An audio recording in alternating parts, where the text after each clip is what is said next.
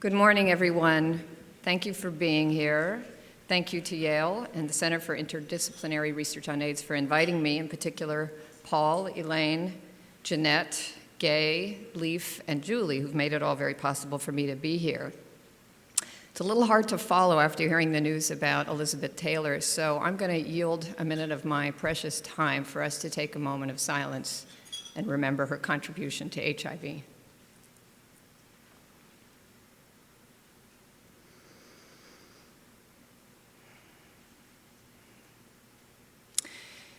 Thank you. So Dame Elizabeth Taylor was someone who committed herself to the fight against AIDS from the very beginning of the epidemic. And I was asked to talk about 30 years of AIDS research. And what I've chosen to do is talk a little bit about the history of HIV and AIDS research and policy, actually, with a focus on what Jim Curran called the nasty sciences, which is the work we all do. In particular, social and behavioral research, but also epidemiology and other sciences in which we focus on sex and drug use and all those nasty things.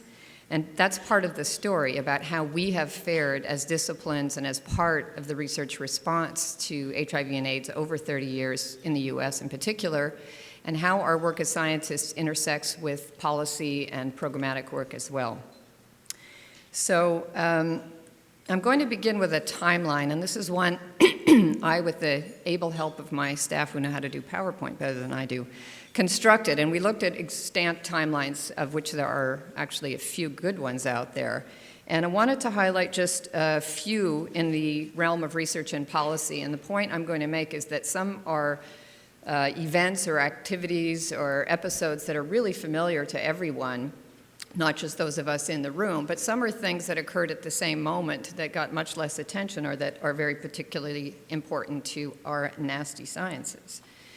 So I don't know if you can see this, so I'm going to highlight these little boxes as they appear.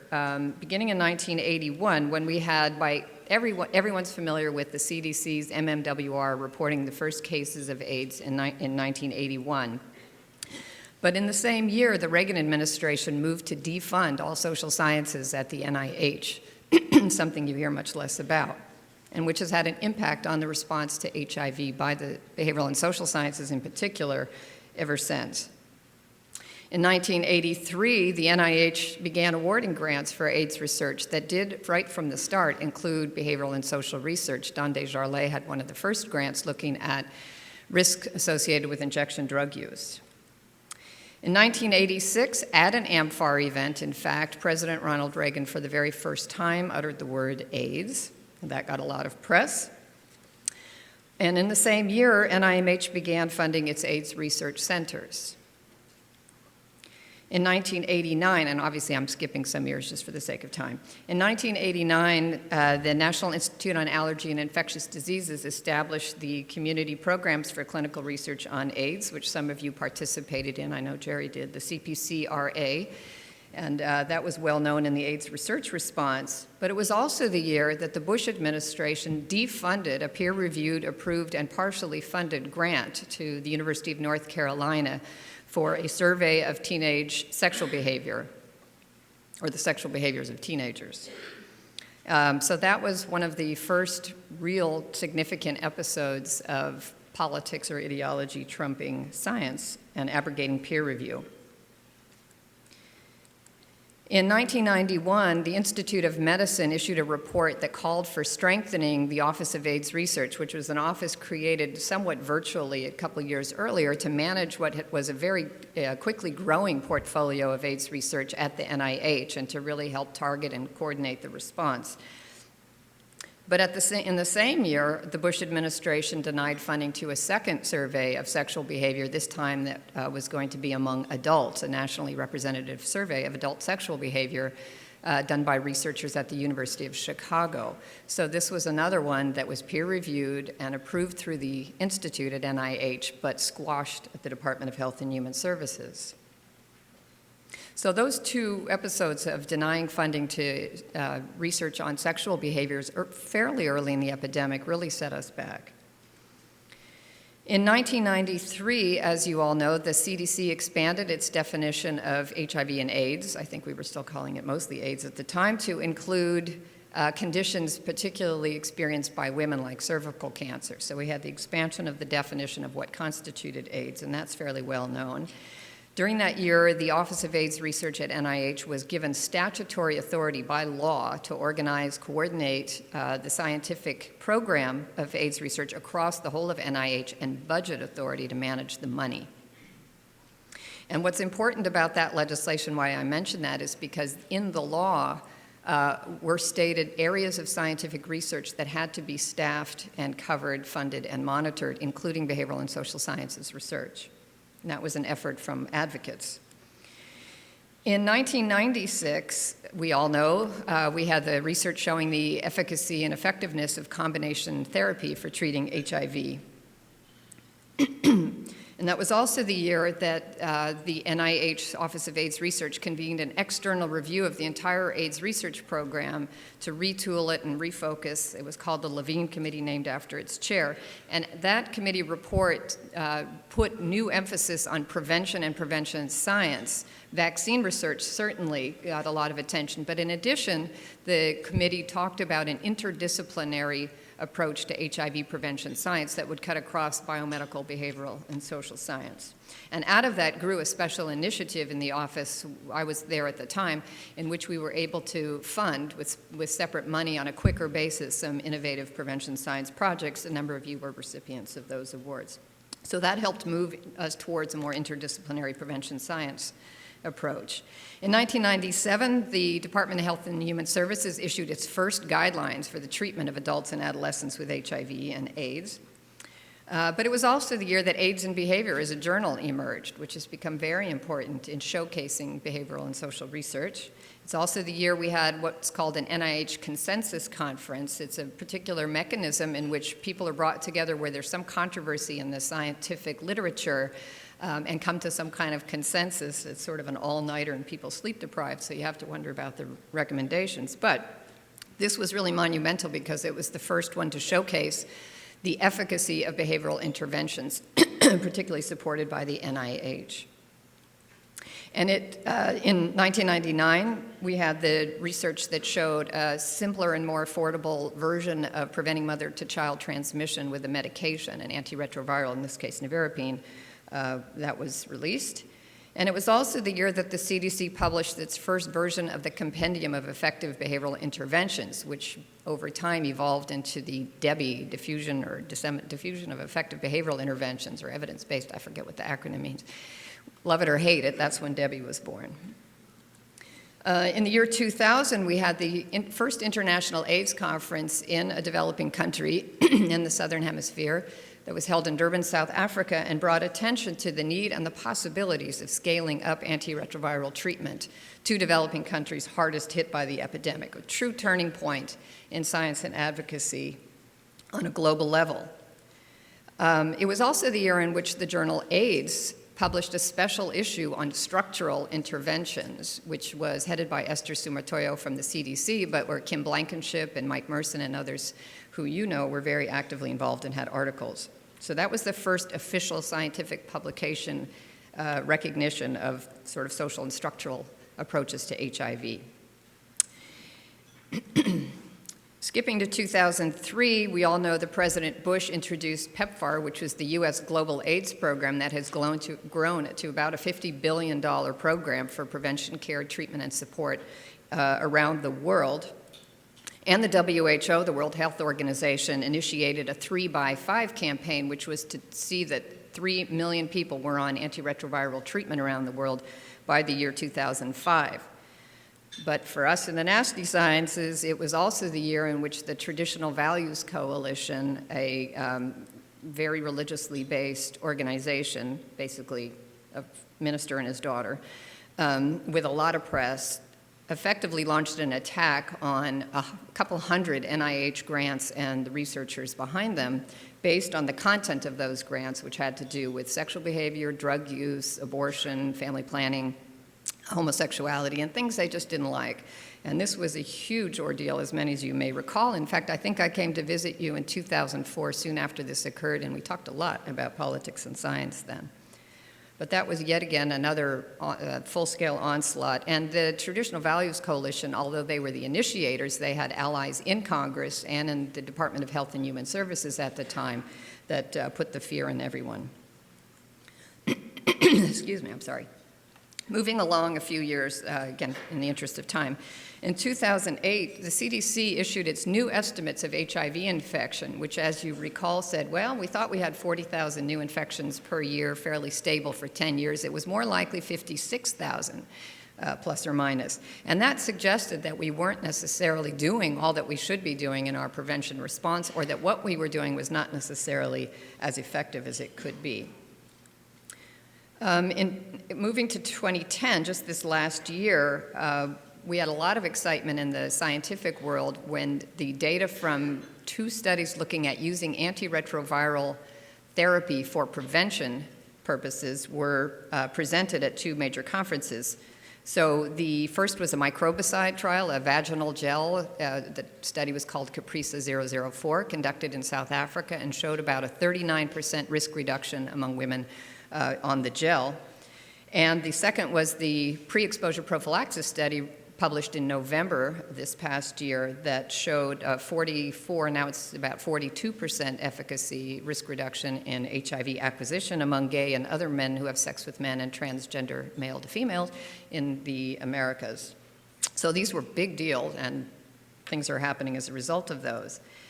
But at the same time, in fact, at the conference where the microbicide study was presented, there was also data presented on the efficacy and effectiveness of a conditional cash transfer project. So this was a social structural intervention the World Bank funded in Malawi that showed that if you provided young women and their families some cash, money, you could reduce sexual risks of HIV transmission by reducing the need for young women to engage in transactional sex for goods or money or support or school fees, and also to develop some economic independence and empowerment among them. And that showed evidence of efficacy in reducing HIV transmission, not just psycho and social outcomes.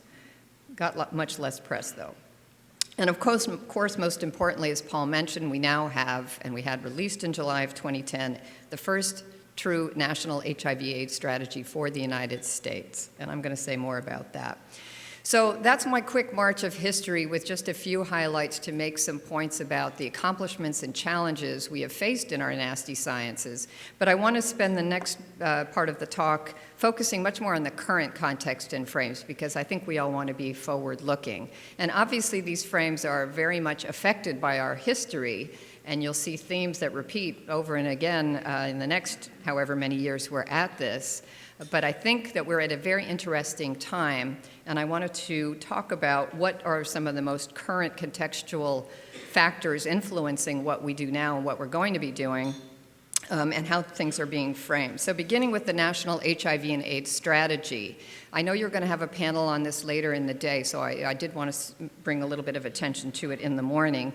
Also because this strategy released by the president actually started with the community. There were 3 of us who began a campaign for a national AIDS strategy based on some reports that had been published over the years saying we really should have a national plan. So it was myself for the San Francisco AIDS Foundation, Rebecca Haig at AIDS Action Council and AIDS Action Massachusetts, and Chris Collins, who was independent at the time and now works for AMFAR. And the 3 of us put time, staffing, and money into organizing what had became a coalition, and that became, all modesty aside, a social movement in the sense that we had hundreds of organizations, thousands of people who became involved in promoting a national AIDS strategy. We started in 2007. We aimed at the presidential election. We ended up with every candidate committing to instituting some kind of national strategy when he or she, I think it became he pretty quickly, were elected. And President Obama committed pretty much to the view we had of what the national AIDS strategy ought to look like, and now we're in the implementation phase of that. So on this slide, I know it's not perceptible, I just wanted to highlight a letter because that shows that the community started this. There's a core group of people whose names you can't read. We devised a framework that then informed what actually became the national strategy, and we continue to monitor that.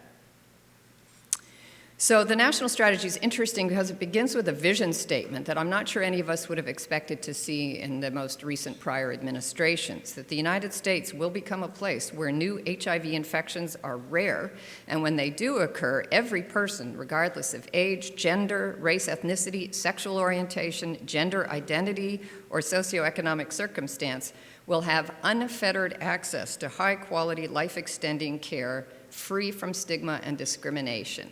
Now, you couldn't have written it any better yourselves, could you have? Pretty remarkable.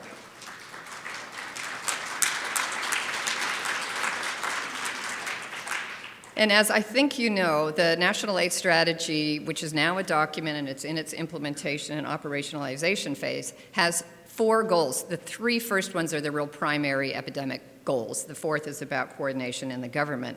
And each of these goals, the first being reducing new HIV incidence, has specific targets. This was our aim in having a national AIDS strategy, and it's what the government is committed to: targeted, measurable, accountable outcomes. So for prevention, you can see some of the targets.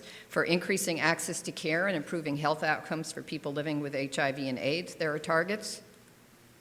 And I'm going to flash these quickly to keep you awake. For reducing HIV-related health disparities, recognizing class, race, gender-based disparities, we have some targets as well around increasing diagnosis and access to care. And then for the 4th goal, there are some looser targets, but they're mainly highlights of how we should see a more coordinated and consolidated federal response, better interagency coordination and data collection and use and all that. Now, there is no explicit goal related to research in the National AIDS Strategy, but by all accounts, research underpins everything. And so in order to make sure that research was recognized in the strategy as it was being developed and in the implementation phases, this external group of advocates convened a number of consultations of people like yourselves, including one focused on research. And that group came up with a number of recommendations that we then submitted to the White House and are part of their implementation phase.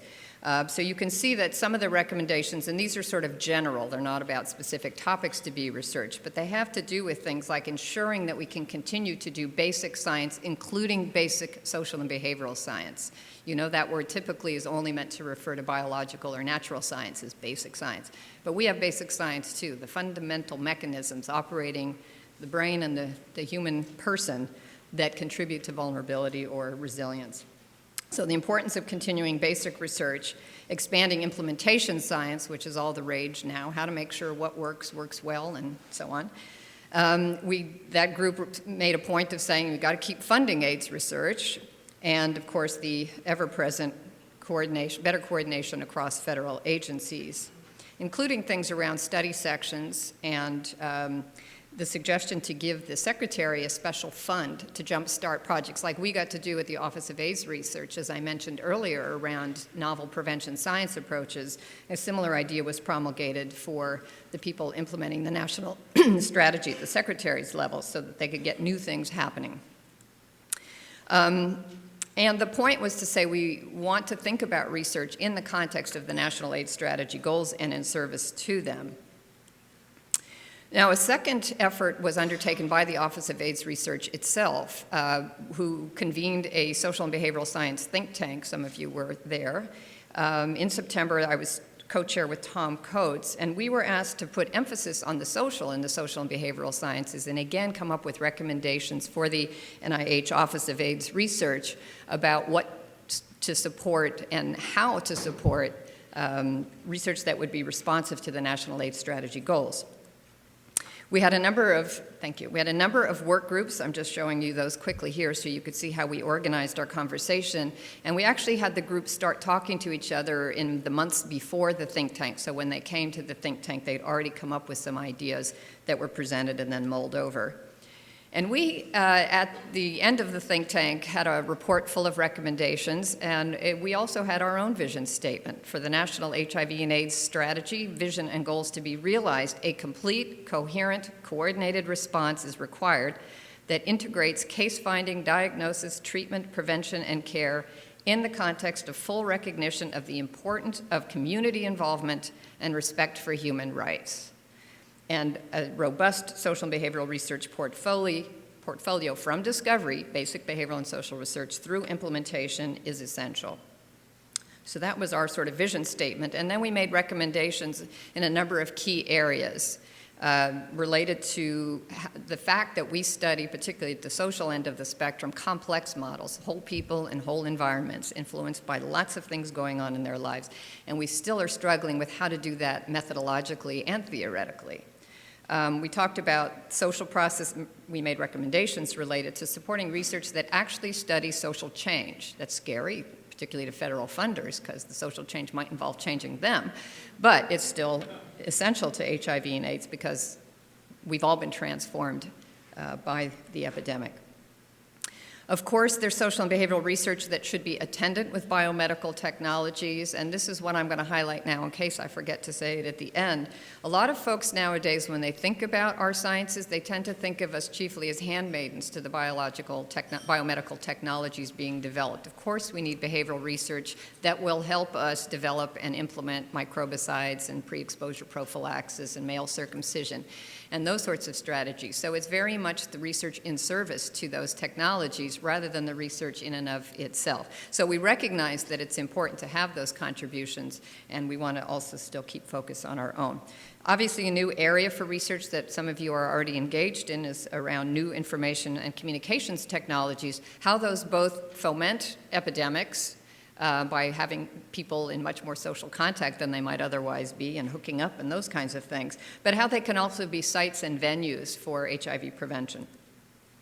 Lots of emphasis on implementation and effectiveness research. We have thousands of behavioral interventions that show efficacy, but how do we know about effectiveness, how things collectively work in the real world with what impact on the epidemic, not on just individual behavioral change.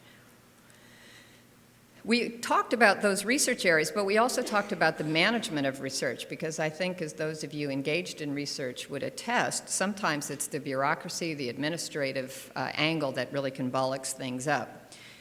So one big area that we have to look a lot at is the use of existing data sets that are out there but untapped or unshared. That was big for this group of people.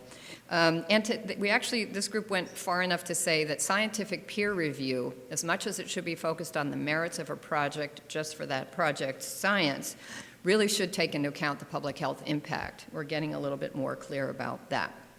We talked about need for training mechanisms and for more novel and nimble funding mechanisms, things that don't take so long and can be responsive as the epidemic changes quickly.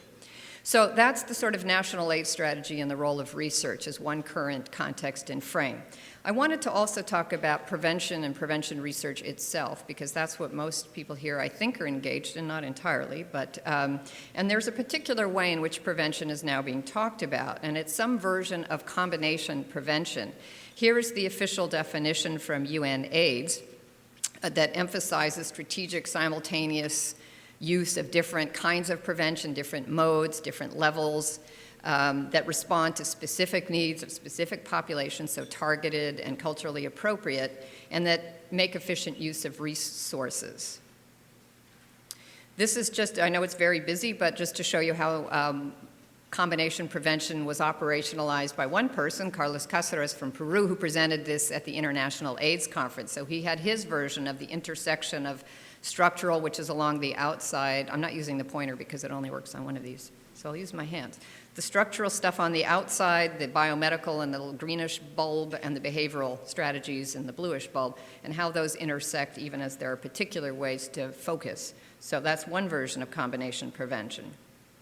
Here's another one. This is my redrawing of a slide that John O'Merman presented. He's the head of the Division of HIV/AIDS Prevention at CDC, and he presented this at the Retrovirus Conference last month. So it's very similar, the intersecting elements of prevention, which was based on this famous graph. It looks to me like an inflamed bubble of highly active HIV prevention that Tom Coates and colleagues published in The Lancet in 2008 that was based on a model developed initially by King Holmes. But again, the idea here that like we have highly active treatment that's about combinations, targeting different aspects of the viral life cycle and replication cycle, we should have combination prevention that's highly active and takes from different fields and addresses different aspects.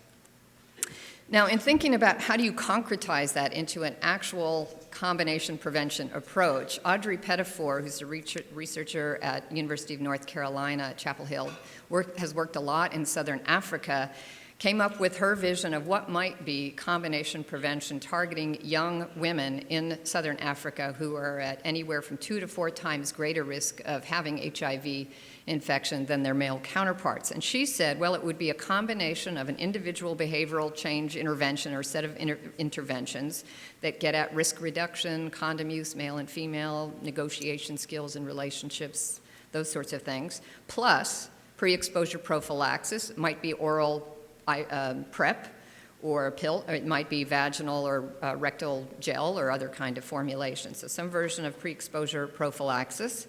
A conditional cash transfer intervention that provides resources to the young women or their families for the reasons I mentioned earlier.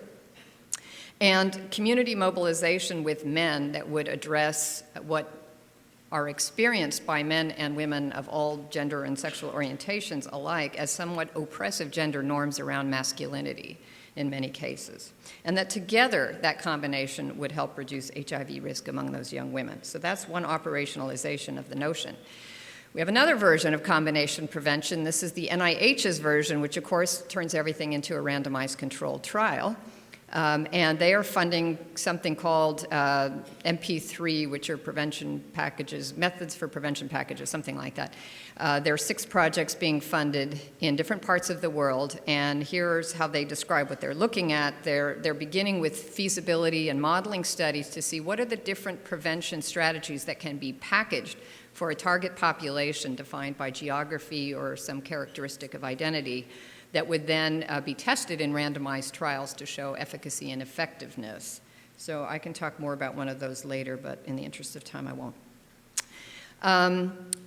Yet another version is, a lot of the combination prevention approach is also being expressed in something that you might hear more about later from Steve Morin and others, the 12-City Project or the Enhanced Comprehensive HIV Prevention Planning, ECHIP project, that is becoming the cornerstone operational project of the National AIDS Strategy. It's an attempt to coordinate federal agencies and their activities in targeted communities in metropolitan statistical areas, 12 of them, to have the greatest impact possible on HIV prevention, care, and treatment and health outcomes. So these are the areas that are being involved in this project, and they're just in a planning phase now. But it's a version of combination, not just prevention, but also it's linked to treatment and care.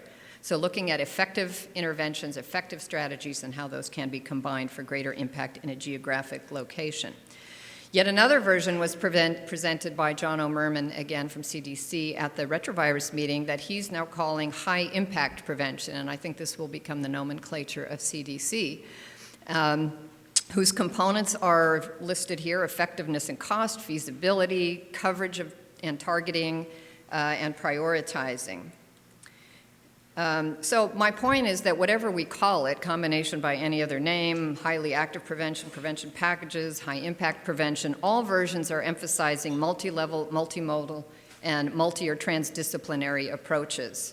And I would say this is an accomplishment of our community in really emphasizing that HIV is a virus, it's a pathogen, but it is transmitted by human beings, usually in duos, in the course of human relationships that exist in social, political, and economic contexts, and we have to address all of that scientifically. And part of the point that John Merman made in introducing this high-impact prevention is it's not just an additive of this intervention plus that. They're not all equally effective and not all equally valuable, and so we need to be really targeted and effective in what we do. So the third context and frame I wanted to mention, I'm going to speed up a little bit here in the interest of time, is the one that we all fear the most, and that's the existing and looming budget cuts. These are challenging times for HIV prevention. Again, this is from Merman's presentation at CROI. You can see some of the specifics about the level of the federal deficit, the amount of funding cuts that states and localities are experiencing. All of us are at the receiving end of this. Many community-based organizations around the country are actually closing their shops. Some of the larger ones like mine are absorbing programs where we can. And in addition to prevention shortages, there are more and more people waiting for coverage under the AIDS Drug Assistance Plan.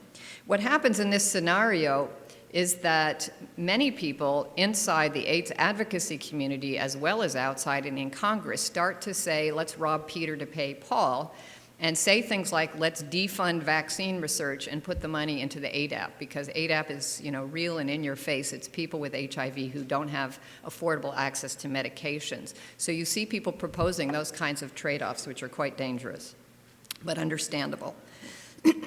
Now, for all you NIH research geeks in the room, I wanted to be sure to have a funding chart to show research is not immune from these budget cuts. And although the NIH AIDS research budget has grown precipitously since the beginning in 1982, as you can see from this graph, which I'm not sure that shading shows through very well, that particular incline is the near doubling of the AIDS research budget, along with the near doubling of the NIH overall budget between 1998 and 2003. But then things start leveling off. I wanted to show you that not all research is treated equally as well, and there are a lot of reasons this is the case, but just to make the point, if you look at the dark purpley blue line, so it's the 1, 2, 3, fourth one down, that's social and behavioral research. These are the 5 categories by which AIDS research historically has been codified and followed over the years at the NIH. A long story I could say more about later. But it's a way to monitor expenditures in AIDS research. And behavioral and social research has always received between about 12.5% and 14.5% of the total AIDS research budget. So not a huge amount. And you can see these are all going flat. The latter years are projections. Again, we can talk more about the details of that later. AMFAR just issued a couple months ago a very important issue brief looking at what would be the impact of one of the proposals hovering pretty seriously in Congress amongst the Republicans, which is to roll back funding for all federal programs to 2008 levels. This would have a huge impact on HIV and AIDS programs, including but not limited to research, as you can see here. And in fact, for NIH, the estimated cut would be about $1.6 billion out of a $30 billion budget, or about 5%, 5.2%. Now, this may not sound like a whole heck of a lot, but when you're dealing with the inflation of biomedical research and you have a lot of continuing grants that should be funded, it's going to be quite serious if that gets through. And of course, I don't know if you can read this cartoon, but this harkens back to those nasty days of politics and science in the prior administration, which never quite go away, regardless of administration or Congress. And this refers to this person who looks suspiciously like President Bush. We need to increase funding for science. Science is important, and we can't afford to run out of it. If we didn't have any science, we wouldn't have anything to politicize. So that's not gone away. In fact, one of the amendments to the bill, H.R. 1, that was intended to fund the government through the fiscal year, again, a long process, was proposing to cut specific studies, again, from the NIH that had been peer-reviewed and approved for funding, if not already partially funded, one of which was looking at appropriate and proper condom use skills in adult males, which of course relates to HIV and AIDS. So grants are still under attack at every turn, particularly when their budgets are tight. The last frame I wanted to mention that's operates as much at the global level as the domestic is this movement from an emergency response to sustainability. And of course it's connected to the issue of budget and politics and the history of AIDS as it evolves over time and in lots of places. And you can see this theme and this frame in the President's Emergency Plan for AIDS Research, the PEPFAR program, that says they're now going to focus on transitioning from an emergency response to promoting sustainable country programs. And it was very evident as the theme of AIDS 2031, which was a large, somewhat virtual, non-governmental, non-association effort spearheaded by the previous head of UNAIDS, Peter Pihut, to do a visioning exercise of where do we want to be in 2031, 50 years from the initial reporting of AIDS, and what do we need to do now to get to that place. The reason I wanted to mention that, in addition to the sustainability frame, is that even in that case, and this just wrapped up this last year, one of the working groups was science and technology, and in their overall report reviewing progress to date and current prospects, they have one little section on behavioral prevention that says, although the agenda for behavioral prevention research is beyond the scope of this paper and outside the remit of the science and technology working group, developments in behavioral prevention will inevitably have an impact on the design and interpretation of biomedical HIV prevention studies. So there we are, marginalized again, not part of science and technology and in service to biomedical technologies. So the more things change, the more they don't. But I wanted to end on a more optimistic note than that. We will see budget fights, we'll see politics, we'll see scientific resistance inside the scientific community and outside to the kinds of nasty science work that we do. But there is an opportunity. All these sort of negative things give us an opportunity to focus our work, to be more targeted and more responsive to the public health needs and impact that our research can have, and that all of this has to occur in collaboration between research and communities and their advocates. So with that, I'd like to close, and thank you very much for your attention.